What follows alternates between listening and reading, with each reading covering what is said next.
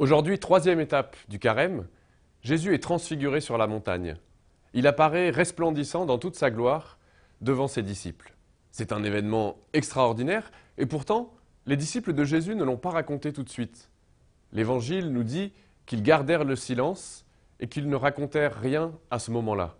Pour d'autres évangélistes, c'est même un commandement du Christ de garder le secret jusqu'à la résurrection. Mais s'ils n'en ont pas parlé, ce qui est sûr, c'est qu'ils l'ont en tout cas gravé dans leur mémoire. Pour nous aussi, il est capital de se souvenir de nos expériences spirituelles fortes.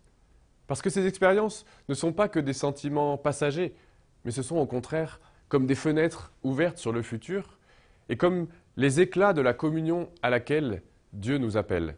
Par ces fenêtres, c'est aussi le regard de Dieu qui se pose plus directement sur nous, un regard dans lequel nous pouvons puiser une paix, une confiance, dans lequel nous pouvons ressentir comme l'évidence de la relation à Dieu qui fortifie notre recherche et notre engagement à sa suite aujourd'hui.